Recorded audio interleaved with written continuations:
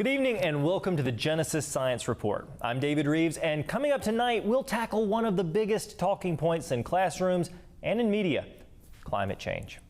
Is the messaging grounded in science, or has it crossed into fear-mongering narrative? Bodie Hodge joins us to examine CO2, sea level claims, and how Christians can respond biblically to climate alarmism.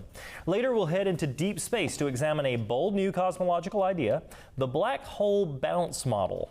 Some researchers have suggested that our universe, well, maybe it didn't begin with a bang, but with a bounce inside of a black hole. Astrophysicist Dr. Lisle helps us to evaluate this theory, and he shows why Scripture's account of creation remains unshaken. But first, when we talk about the so-called 7 deadly sins, pride, envy, wrath, sloth, greed, gluttony, lust, most people often approach them from a moral standpoint. But our minds are affected. Take a look at Billy Graham's summation. You see, your mind has been affected by sin. You cannot trust your mind. You cannot trust your conscience. Your conscience has been like a compass that's broken. Your conscience is dead, or it's been hardened toward God. You can't trust your mind. You can't trust your conscience. What do you trust? You trust Christ by faith. Then He resensitizes the conscience, and He comes and opens your understanding so that you understand. So what about science? Well, what if we can't lean fully upon our mind because there's an intricate truth? These sins aren't just spiritual failures, they physically rewire your brain and they impact our mental health. Consider pride, not the kind that stems from appreciating your hard-earned accomplishments or recognizing the efforts of others, but rather the pride that arises when you feel superior to all of those around you. Well, neuroscientific studies have shown that excessive pride can actually diminish our capacity for empathy as it activates brain regions associated with self-serving behavior. So this self-centered mindset can create a disconnect from others, leading to isolation and emotional numbness. The prefrontal cortex, responsible for decision-making, it becomes less engaged, making it harder to relate to people around you. Envy, on the other hand, well, that's a corrosive emotion that can actually hijack our happiness. It can actually rewire our dopamine pathways. When we envy others, our brains release cortisol, the stress hormone, which can actually lead to anxiety and depression. Studies indicate that prolonged envy can even alter neural connections, creating a feedback loop that perpetuates negative feelings. So instead of fostering relationships, we become trapped in these cycles of comparison, chipping away at our self-worth. Wrath, often seen in moments of anger. It has a profound psychological impact, but it has a profound physiological impact as well. Research reveals that anger activates the amygdala, the brain's fear center, leading to a fight or flight response. So that can lead to a cascade of health issues, including increased blood pressure and heart rate. And over time, chronic anger can lead to long-term changes in brain structure, impairing your ability to maintain emotional balance, and it ends up making it difficult to find peace. Sloth, or spiritual apathy. It can also be damaging. When we fall into patterns of laziness or disengagement, our brain's reward system becomes dulled.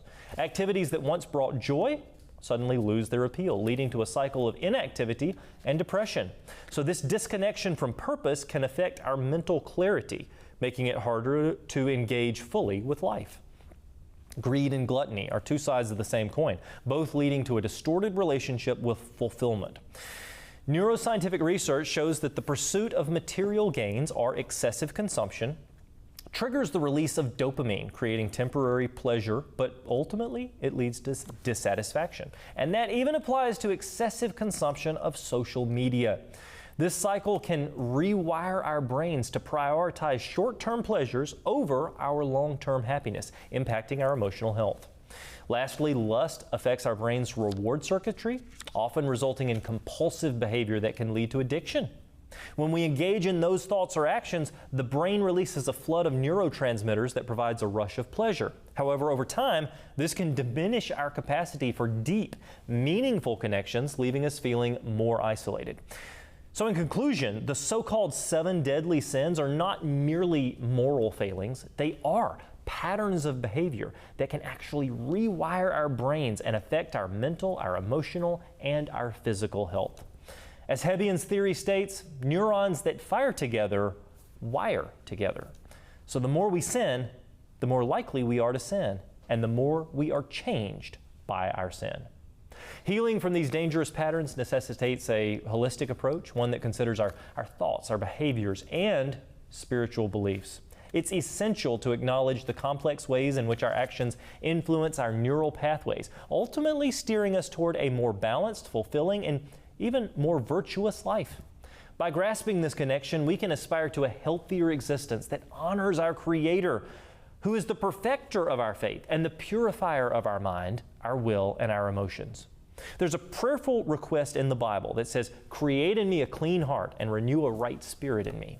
So perhaps we should all be praying that prayer.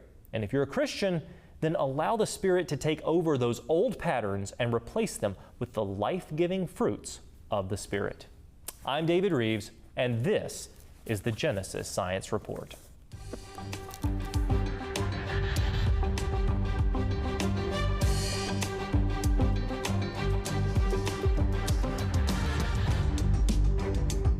Just outside Nashville, the Wonder Center and Science Museum, with a top 10 planetarium, kids' hands-on activities, the teen favorite 1 million volt musical Tesla show. It's worlds of fun for the entire family. Experience the wonder. Explore the science. Inspire curiosity. Embark on adventure. The Wonder Center and Science Museum. Is there such a thing as a sure proof that God is real, that creation is true, and that we can believe the Bible? We have a fixed amount of energy and matter in this universe. But if the universe had a beginning, naturally, everything had to have come from nothing. Wow. Which is the most immense violation of the first law that you could imagine.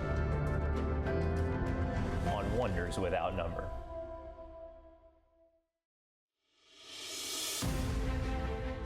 Friends of Genesis Science Network, we started this channel to make an impact in the lives of both Christians and inquiring skeptics around the world.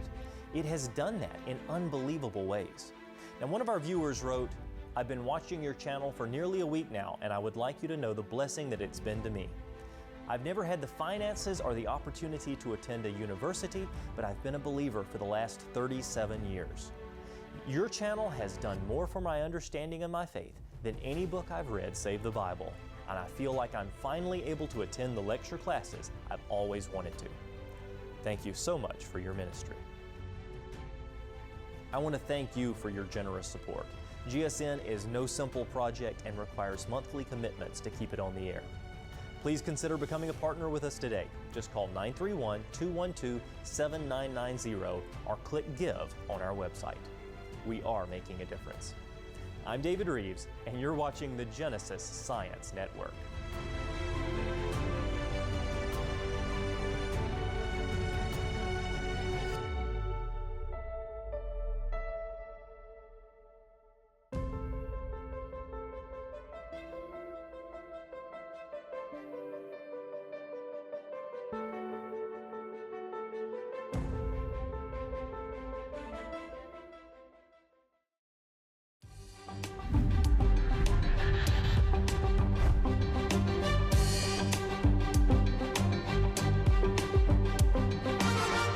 Welcome back to the report. It is time to tackle our viewer question in our Genesis Science Q&A. This week's submission comes from YouTube, where one user commented, "Hi David, love your ministry. Can you please do a short video specifically on the isochron dating method, because evolutionists are claiming that this is the best proof for the old age of the earth and that the Bible not being true." Wow, Torture Tuesday, that is actually a really great question. And actually, I don't have enough time to tackle here, to do it justice and tackle it here, but I'm going to give you a couple of things to chew on just for a few moments, and I hope this helps. So isochron dating is a type of radiometric dating method that proposes a way to get around one of the assumptions that traditionally plagues radiometric dating. It makes it notoriously unreliable. You probably already knew this. So you're basically measuring ratios of parent to multiple daughter elements in the same samples, but those are the elements that they decay into, parent to daughter. In addition, you're plotting lines basically that are going to attempt to give you multiple points of data back to an age for the samples with hopefully less assumptions. Believe it or not, it still leaves you with several major assumptions. So with isochron dating, you still have to assume that the rock that you're dating is a closed system and it's not been influenced in millions or billions of years by any outside activity. It's kind of hard to believe. Even though it might be a little less speculative, you still have to assume that these elements are evenly spread out in the rock and that the rocks took long ages to solidify, which gave the elements time, the magical ingredient, to spread out. But then again, you have to assume that time is a factor in order to get long ages of time. Which, wait, isn't that kind of a poor circular argument? And then you also have to deal with real world data where these samples actually have been taken from supposedly young layers of rock.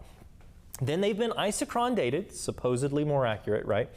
But they've been isochron dated to hundreds of millions of years when even secular geology would claim that the rocks are only thousands of years old. This has happened in many cases as not an isolated event when you use isochron dating, which means that, well, it's just pretty much as inaccurate in real world tests as standard radiometric dating. So I wish I could go into a lot more details, but suffice it to say, it does not help evolutionary theory or deep time look any more scientifically credible.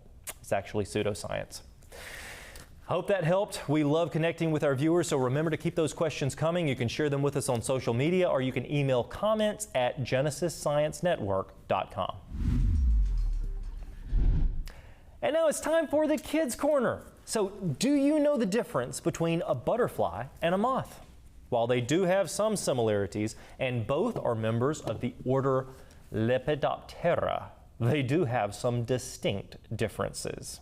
Butterflies are generally very colorful. They have these intricate patterns and are much more active during the day. But since butterflies are more active during the day, they're more likely to be preyed upon by birds.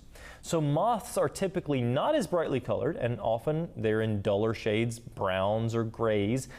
But moths are a lot more active at night, and they can also be found gathered around bright lights.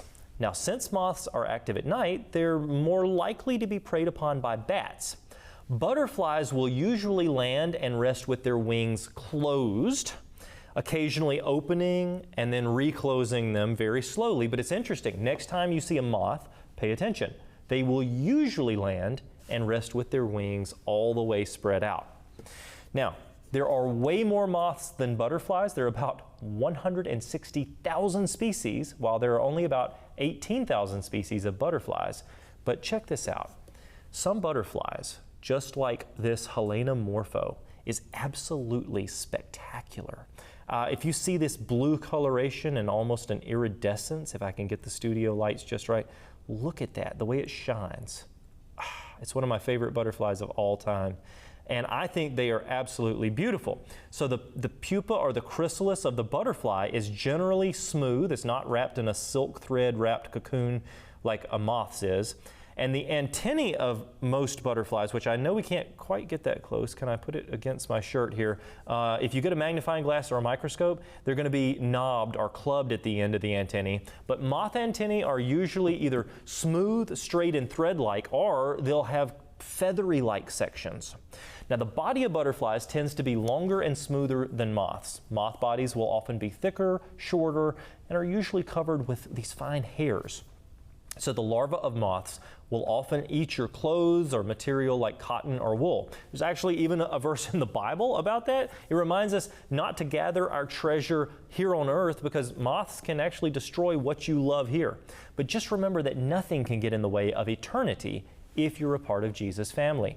So when either butterflies or moths grow into adults, they eat mostly flower, nectar, and fruit juices. Both butterflies and moths go through a complete metamorphosis, which amazingly transforms them from a worm-like creature into an amazing flying machine. And it's hard to imagine such a complete transformation could take place without the wisdom and creativity in their perfect design from our Creator. It's a reminder that we can be transformed, just like the butterfly and moth, when we invite our Savior into our lives. Up next, a new report claims climate change messaging in school textbooks has crossed the line, and now it's gone from science into activism. Bodie Hodge will be joining us after the break to discuss how these narratives are shaping the next generation and what parents need to know. So stay tuned.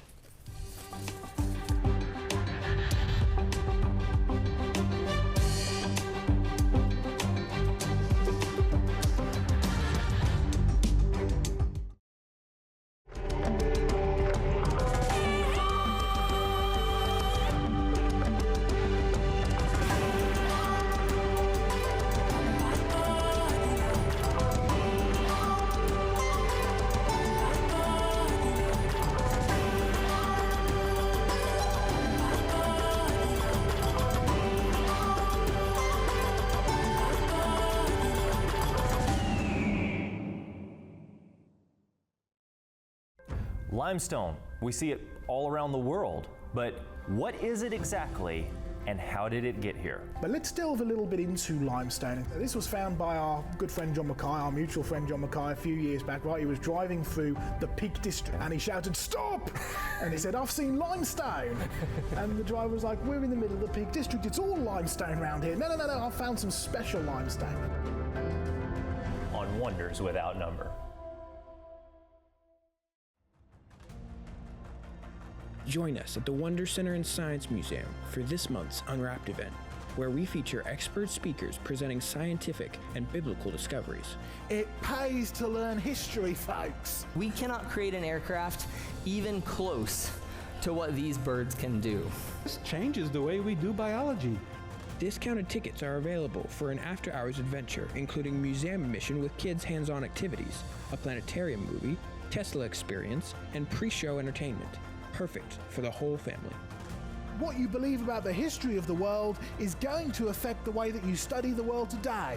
You see a mathematical order here. You see the orthogonal lines. You see the repeating patterns. You don't understand what it takes to make a cell. That's serious engineering. Come be inspired as you learn. The evening presentation is free, but seating is extremely limited, so RSVP immediately at wondercenter.org. Squids in limestone in the middle of the Grand Canyon. But the big problem is, how did those fossils get deposited in the middle of a 7-foot thick layer? According to the narrative, is something like 36 million years in duration. I'm replacing the narrative with some type of rapid smothering event. On Wonders Without Number.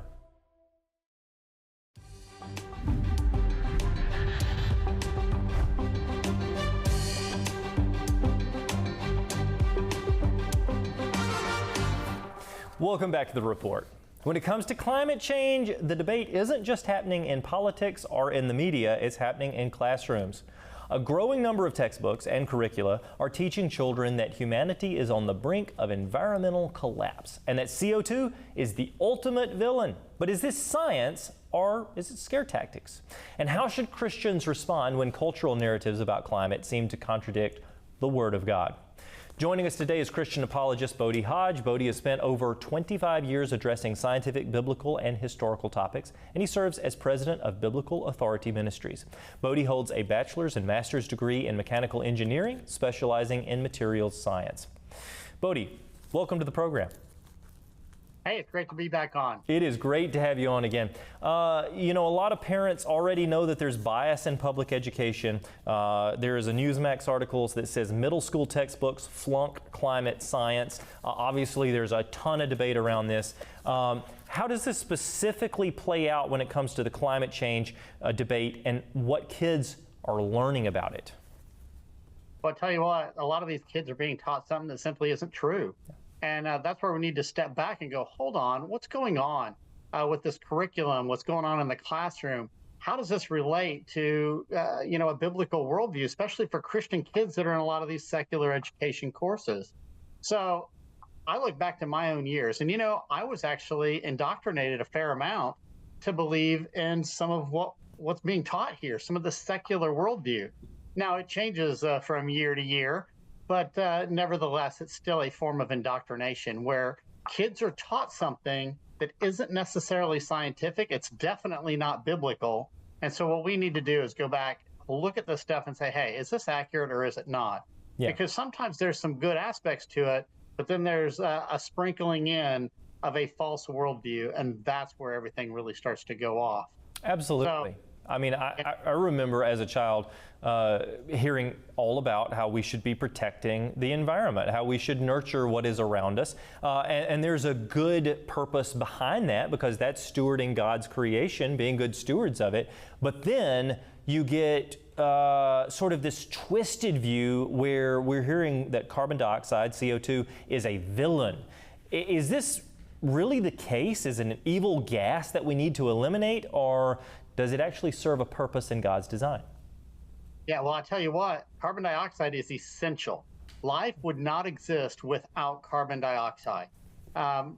Just think of all the plants. If we didn't have a proper amount of carbon dioxide, boom, there goes the plants. There goes the entire ecosystem. Everything's gone.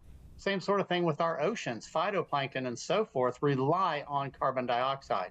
It is an essential part of our environment. And yeah, of course, we want to take care of the environment. We want to be good stewards. That's God charged us with that. But the thing is, some people are taking this to an extreme level, going far beyond what they should when it comes to issues like carbon dioxide. It's essential. It's a good thing. Absolutely. And so that's what we need to study. A lot of the messaging on climate these days, it's fear-based. The world's going to end if you don't do something about it, if you don't stop flying around, if you don't get an electric car, you are going to kill the earth and you will be the villain here. Especially this is being aimed at younger and younger generations. So what are some examples of these scare tactics, and how do they impact young people's worldview as they emotionally mature? Right. Well, this article that's we're talking about right here, this middle school textbook, Splunk Climate Science, that one there actually gives you a good example. It's saying as far back as 8th grade, kids are being taught CO2 is bad. You need to stop burning fossil fuels. It's going to destroy the environment. It's a scare tactic. Yeah. Now, we have to understand the big picture of what's happened. There has been a multitude of scare tactics now going on. I was alive in the 70s. I'm a lot older than a lot of people think I am. I remember back in the 1970s, there was a big scare as well, but it wasn't the same one we're seeing today. The scare they had back then was, oh no, it's global cooling. We're going to go into another ice age. And I mean, of course, they're blaming fossil fuels for that. That was one of the main things. And so we had that. Well, then it shifted because, as people were looking at the global temperatures, it stopped going down and it started going up just a little bit. And this is like tenths of a degree. This is nothing major. But it started going up, and they're like, oh, well, I guess we're off on that. So then they're like, oh, no, global warming. We're going to absolutely melt our ice caps, and there's going to be flooding. Florida's going to be gone up. I mean, there's scare tactics right there. Well, then what happened is that we started to see it trend back down again. And they're like, you'd think they'd give it up, but they don't. Instead, they moved off to an entirely different term. The term that we have today is called climate change. If it gets hotter, if it gets colder, it's all blamed on climate change, and it's all fossil fuels and CO2 and things like that. We have to be careful of those scare tactics. Let's sit back, relax, and remember, God is God and God is in control. And he has given us some amazing promises about the world. One of my favorites is Genesis 8:22, seed time and harvest, cold and heat, and so forth. They're not going to cease until the world comes to an end by the power of God. Absolutely. Sea level rise is often portrayed as catastrophic. What does the actual data show, and how does that compare to the alarmist predictions that we hear so often? And I love that you're bringing it back to a biblical worldview, because that's so needed, so that we don't panic and we have this well-rounded view of what's going on around us. Right. Well, we're living in a day and age where photographs are amazing. And we have photographs from well over 100 years ago, sometimes going back almost 150 years ago. And what's interesting is people were snapping shots back then, of the Statue of Liberty, for example, or a host of other different islands and places. We compare that to today, and the sea level's pretty much right there the same. Yeah. So there really isn't a major a change on all this. And I know people are really worried, oh boy, we're going to melt the glaciers. We're going to see this trend. You know, Greenland's going to get rid of all that ice that they have up there because of this global warming type of a trend. And that's going to elevate the sea levels and cover certain islands. And a lot of island nations actually got really scared about this, but it's never happened. You know, I think back to An Inconvenient Truth. I don't know if you remember Al Gore's predictions on that. You know, he's thinking sea levels are going to rise, certain places are going to be underwater. And he was making those claims, you know, within about 10 years. And, you know, 10 years came and went, and that didn't happen. Right. So, you know, again, we got to step back, be careful about these scare tactics, and just say, okay, let's look at this and let's be a little more honest with the evidence.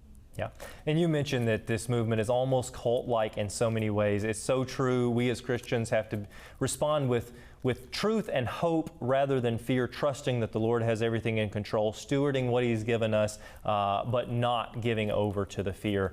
Bodie, we're completely out of time, but thank you so much for being on the program, and I look forward to having you in the future.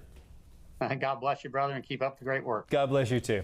You know, it's vital for parents and students to recognize the difference between real science and cultural agendas, especially when it comes to topics like these, like climate change. If you want to dive deeper into this issue, check out Bodie's article, The Climate Cult, at biblicalauthorityministries.org. It's a powerful look at how climate alarmism has taken on this religious fervor and how we can respond biblically. It's time to take a quick break, but we will be right back with more on the Genesis Science Report.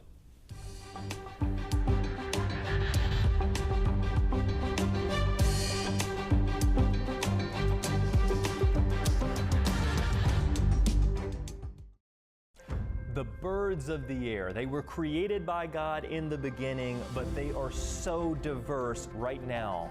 He is being handed this magnificent creature. This bird is designed. Okay. He is chock full of design. This doesn't just happen. He'll fly over your head and he'll land and you can't hear a thing. Is that right? It's incredible. God thought of everything when He made them. On Wonders Without Number.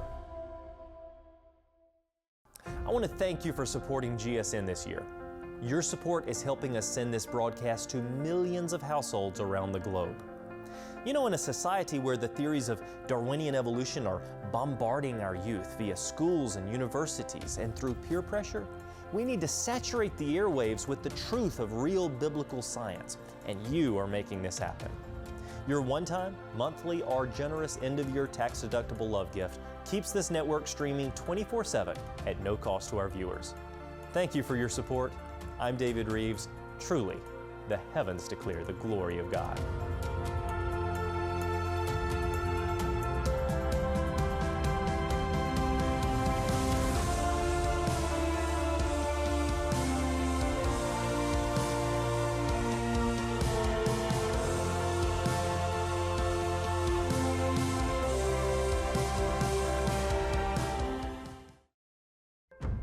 Is there a biblical view of animal rights? We've actually got a report that was in one of our British newspapers a little while back. Don't kill mosquitoes, let them take blood donation. Now here's a great example of being futile in your thinking, right? Right. At what point should we be looking after animals? At what point should we be treating animals as if they were humans? So it's a really popular topic. On Wonders Without Number.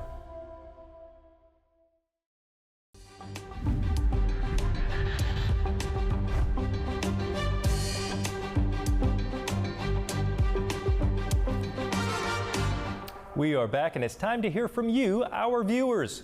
Our first viewer voices submission tonight comes from Laura on YouTube, who says, "Thank you for your video and your ministry sharing the saving truths of the wonderful gospel of Jesus Christ, the Lord."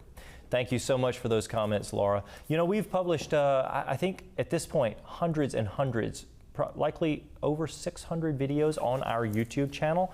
So we have so many resources there. Then we have Genesis Science Network, which is streamed 24/7 for several years now at this point. Then we have the Creation Club website, which has thousands of articles answering most any question that you could have about the creation versus evolution debate. Then we have the Wonder Center and Science Museum in the Nashville area, which is a public location that is encouraging so many. And so it's very great to be able to use all of these to point people back to God's creation and back to the gospel, which is what is so important. Our second testimonial comes from Angela, who had this to say after visiting the Wonder Center.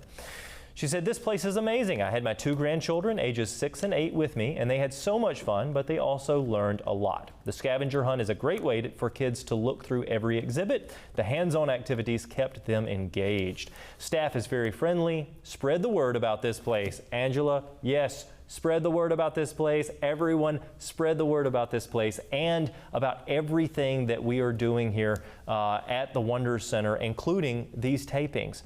Come for a visit. Maybe you can actually be a part in studio of one of these tapings in the future. Now, if you've been impacted by the work that this ministry is doing, I want to hear from you. So connect with us on social media or email comments at genesissciencenetwork.com. Now it's time to shift our focus to something that we do every moment without thinking. Breathing. On this week's Genesis Science Minute, we're going to see how even this simple act points to the Creator who gave us life in the beginning. Let's take a look right now. There is nothing more human than breathing. Simply stated, if you stop breathing, you stop living. Genesis 2:7 states, "The Lord God formed man out of the dust of the ground and breathed into his nostrils the breath of life, and man became a living soul." But did you know that there are many studies that prove that healthy, deep breathing enhances your life in a great number of ways? If you take the time to breathe deeply, your energy will increase. You'll get better sleep.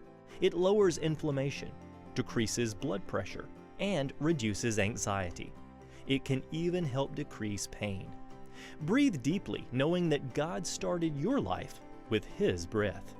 I'm David Rives. Truly, the heavens declare the glory of God. For more information, visit David Rives Ministries at davidrives.com. DavidRives.com.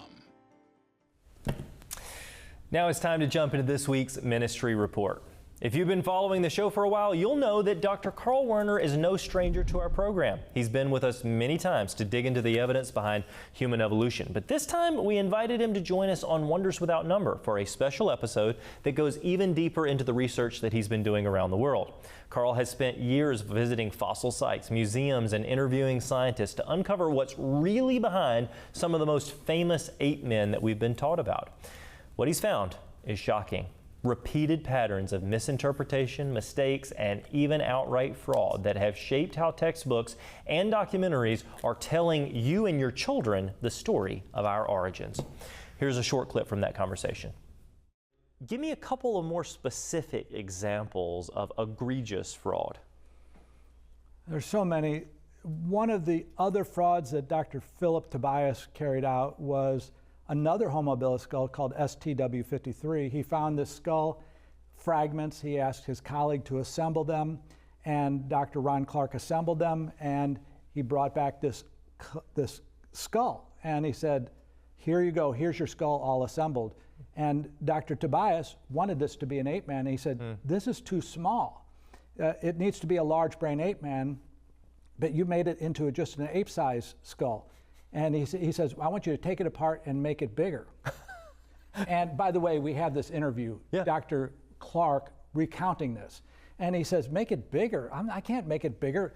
The pieces fit where they fit, Philip. You can't just take it apart and spread them out." He said the midline pieces have to go midline, the connecting pieces have to connect, and it is what it is. He says, I'm just not satisfied. So he went around Dr. Clark, who had the most experience assembling skulls, got a graduate student by the name of Darren Curnow, and asked him, "Would you take the skull apart and reassemble it and see if you can make it bigger?" "Oh yeah, no problem." And so he takes it, assembles, and he changes the brain size from 500 to 750. And you can see the pictures of that in our video series and in the book. It's incredible that he just manipulates it. Now, Dr. Clark, when we interviewed him, said, "This is fraud. This is not just an accident." And I don't know, I'm like a mother with 10 children. You ask me which is my favorite child? I can't answer that because all 150 are incredible stories. You know? The evidence that Carl shares in this episode continues to confirm the biblical account of creation, that God made humans in His image and animals according to their kinds, just as Genesis records.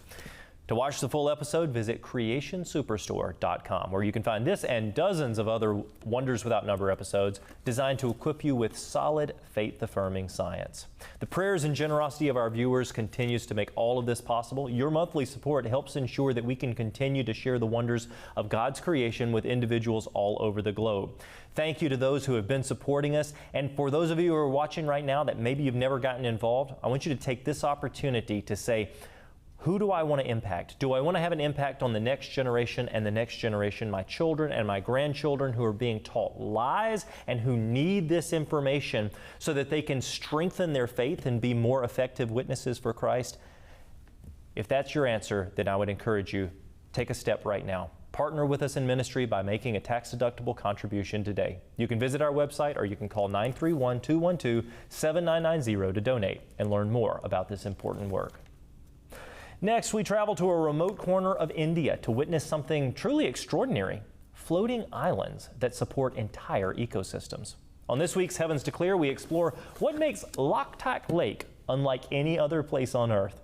Let's take a look right now.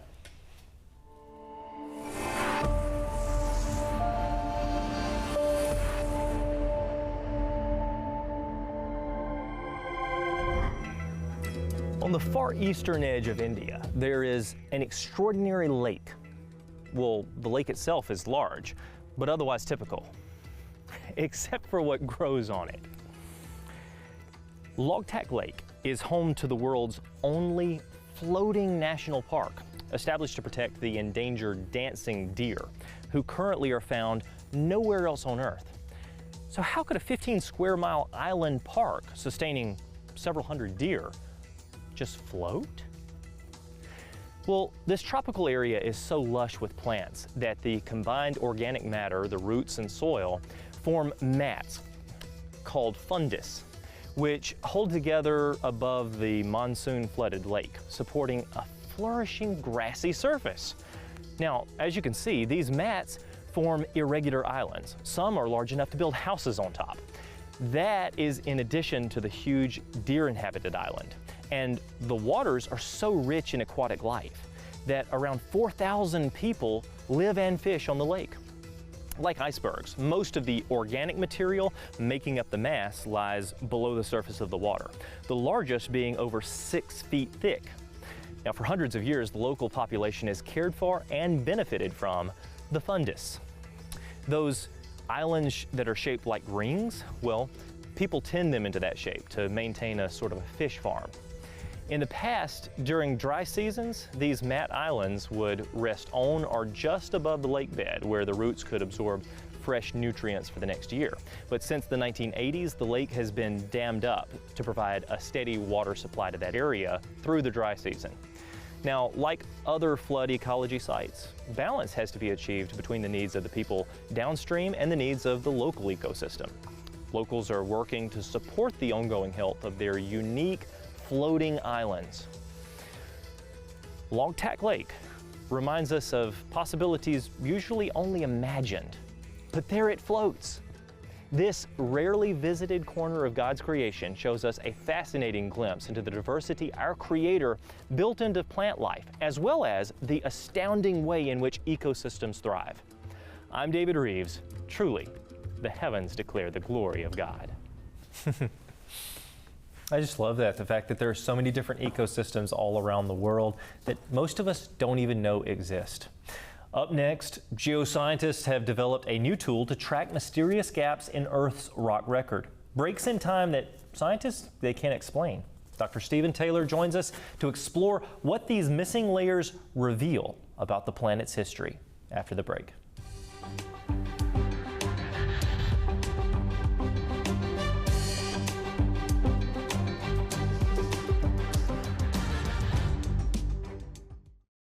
Hi, I'm David Rives, and I'm inviting you to visit the Creation Superstore, the largest Origins-related store in the world. Not only will you find every book and video title on creation versus evolution, science, but also every resource that teaches us about our origin and how it all takes us back to Genesis, a grand designer, the God of the Bible, and ultimately, yes, the gospel message. Documentaries your family can trust, fossils, teaching videos, children's books, church Bible studies, homeschool supplements, and expert scientific literature. If you can't find a title, call us up and we'll add it. Normally, you'd have to visit dozens of sites to gain access to all of the titles that are out there, and then you would be at a loss to whether the book or video was worth the purchase. But not here. We've curated the best of the best into top 10 lists, and on some of my favorite products, you'll find the Rives rating, where I help guide you on the best resources available for not only those who love history, biblical studies, and creation science, but also great products at the layman level, easy to understand for those who are learning or want their children and grandchildren to be exposed to a biblical worldview. Just look for the Rives rating to find my personal favorites. Use the search bar to look up a topic or follow our menu to sort by ministry, subject, or author. Give us a call at 931-212-7990 as you're browsing. We have ministry volunteers who will do their best to assist you at all hours of the day and even help you place your order. Yes, a real person. Get ready for a secure shopping experience brought to you by the leaders of creation-based research. Your purchase goes towards ministry outreach and also supports the authors and organizations who publish the material, most of whom are personal friends and colleagues of mine. I'm David Rives. Truly, the heavens declare the glory of God.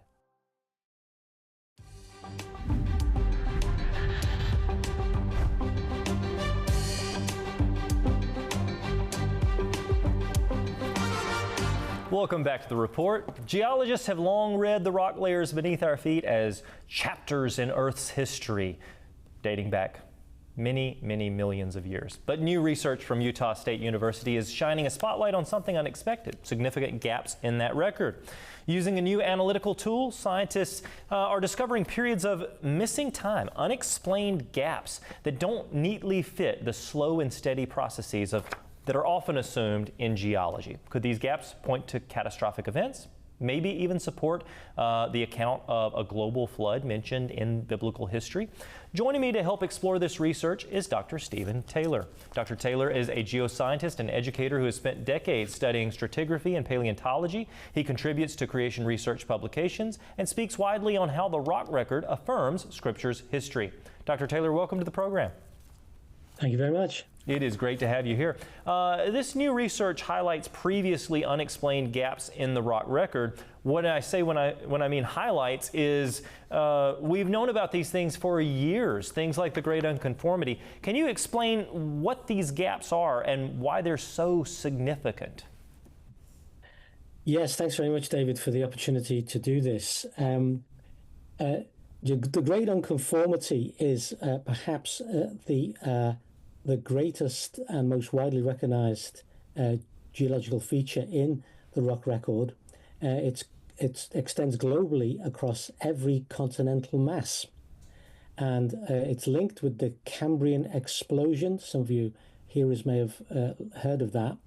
And first, of course, discovered in the Grand Canyon. I got to see the Grand Canyon myself last year and see the great unconformity there. And it's a problem for the evolutionist and for those who believe in deep time. And there are several competing explanations because it's just so hard to reconcile with a slow, gradual, millions of years type scenario. Having said that, it's very easy, or much easier to reconcile with the Bible's creation, massive, catastrophic flood scenario. Yeah. And that, I think, is the point that's worth making here. Absolutely. And the evolutionary model oftentimes views these rock layers as basically a continuous story of millions and millions of years of slow, gradual deposition, erosion, and change. But how does recognizing that we do find gaps change that narrative and point more towards a catastrophic narrative? Well, what you've got in the Cambrian explosion is suddenly pre-Cambrian. There's very, very few fossils and very, very few organisms or evidence of any life. And suddenly in Cambrian, bang, you get all of these fossils, mostly marine. And of course, for the evolutionist who thinks that things have evolved slow and gradual over millions of years from a universal common ancestor, that's difficult to explain on his own model. But of course, how we would explain it is that God created everything in a short time frame, but that subsequent to that creation, according to the biblical record, about 1,676 years afterwards, there was the biblical flood. And that started with 40 days of intense, catastrophic tectonic activity, which will have given us the Cambrian fossils. Now, there's a lot more fossils to come on top of that. But basically, these fossils were not produced over millions of years, but are best explained by a single mass extinction event that we can call the global flood of Genesis. So looking for missing time in the fossil record, we just don't need to do that. Just to comment on the paper a little bit more, the scientists in Utah are using uranium, thorium, and helium dating to date the rock layers, in addition to the technique that they've developed. Well, of course, those dating methods are based upon assumptions that cannot be proven. And what we're talking about here is something that happened geologically in the blink of an eye over, less than 3 months. And they're dealing with timescales which are in excess of millions of years. Why is this? Well, it comes down to the worldview.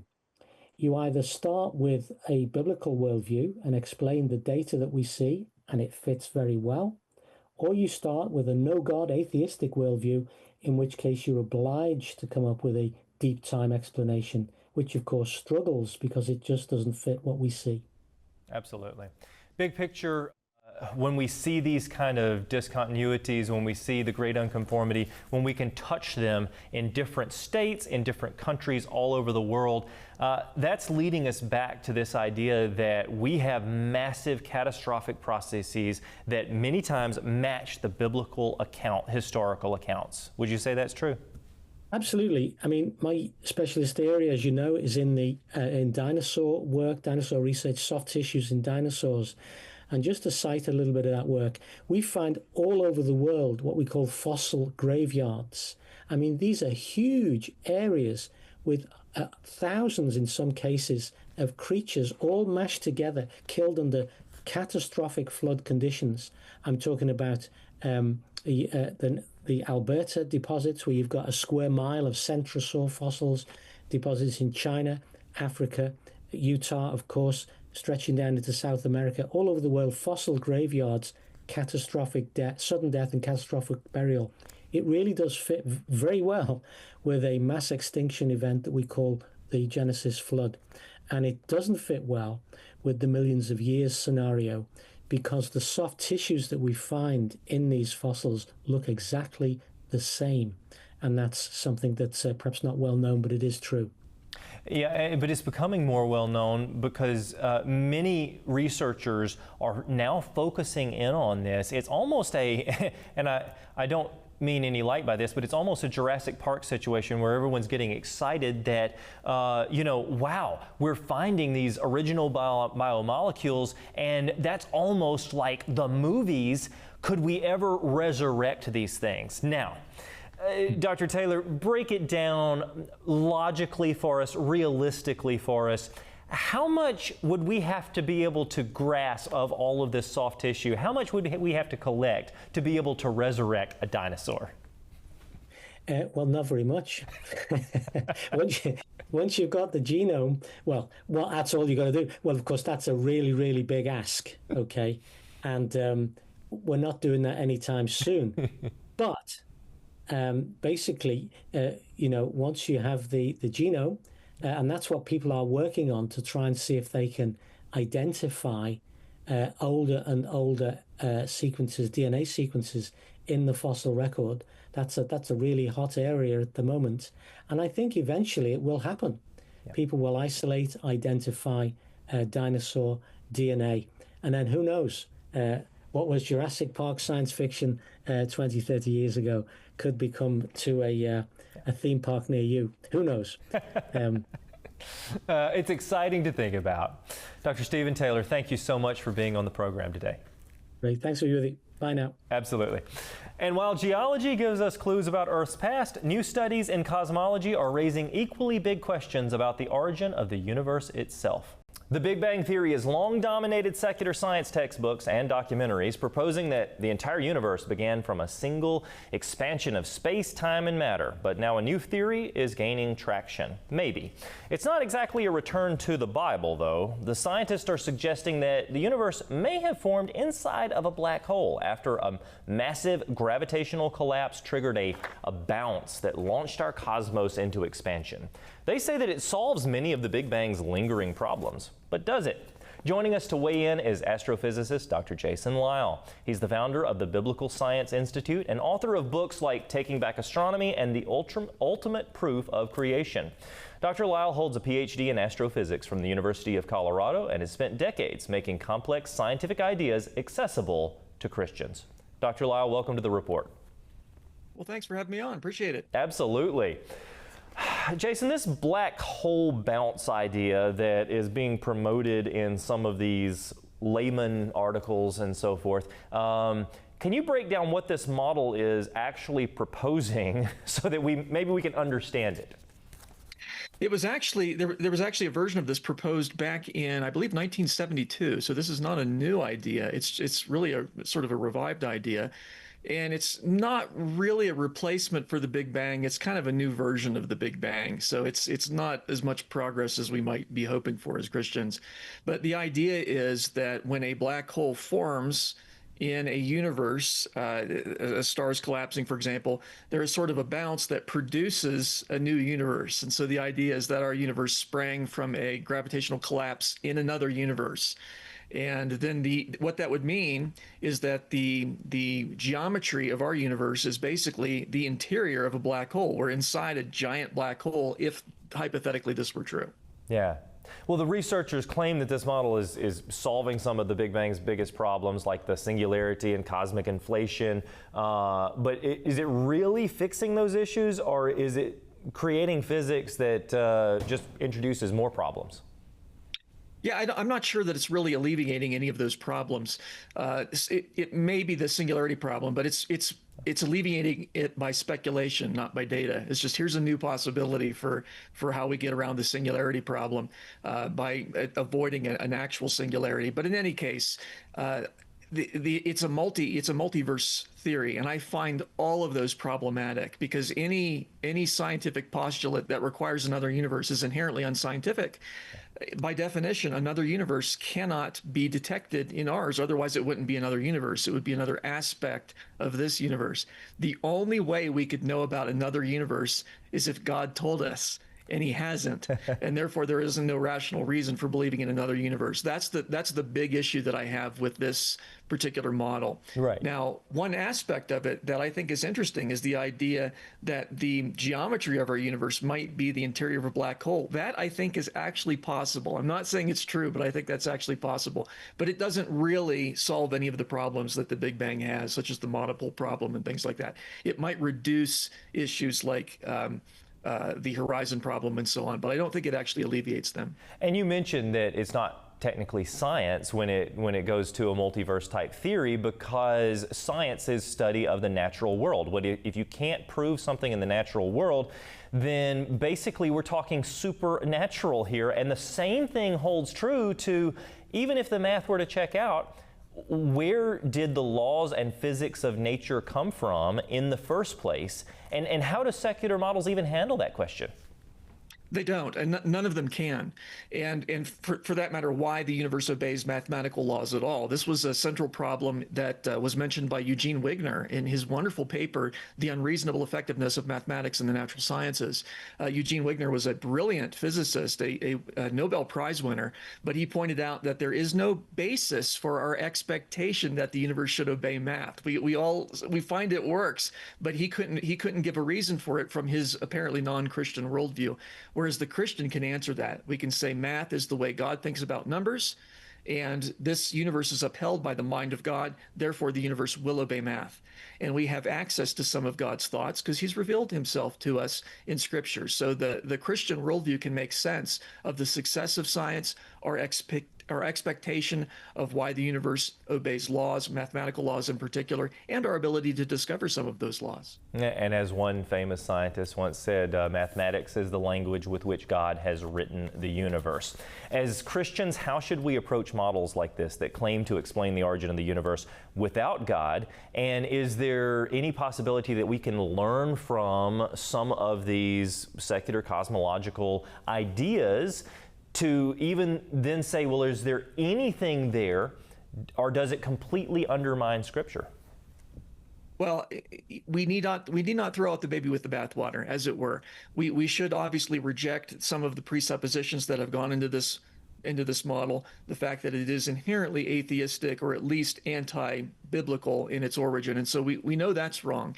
But one of the things that's interesting about this idea is that it challenges the metric that describes the expansion of the universe that has been assumed for the last 100 years. And I think that's very interesting because I've also done that in a creation-based model called the Doppler model that I published a year ago. I'm challenging what is called the Friedman-Lemaître-Robertson-Walker metric, which is the sort of mathematical description of the expansion of the universe we assume. And creationists and secularists have assumed that for the last 100 years. That might be wrong. There's some new data from the James Webb Space Telescope that has been challenging that. And so one of the things that might be right about this new idea is that the metric of the universe is different from what we thought it was. That's fascinating, especially the idea that the James Webb Space Telescope is bringing about new discoveries. And all of those new discoveries, we can use those things to then question traditional long-age cosmologies and potentially learn a whole lot more. Big picture, why does the biblical model remain the most compelling explanation for the origin of the universe? Well, first of all, it's what God says, and I think that's the best. I think that's the best answer we can give. And frankly, it has made correct. If we build on that, it's made correct, testable predictions that have now, some of which have now been verified by the James Webb Space Telescope. That's something I wrote about back in September of 2022. Yeah, I love it, Dr. Jason Lisle. Thanks so much for being on the program. My pleasure. For those who want to dig deeper into what the Bible says about the universe, check out his book, Taking Back Astronomy. It's a clear, powerful resource for understanding how the heavens point to the Creator. It's available at the Creation Superstore, and also some of his newer books, like The Physics of Einstein, to understand general relativity and some of these other incredibly complex topics that anyone can actually grasp the basics of and see how it points back to God's design. That is it for today, and I want to thank you for joining us on the Genesis Science Report. Until next week, keep looking up. I'm David Rives. Truly, the heavens declare the glory of God.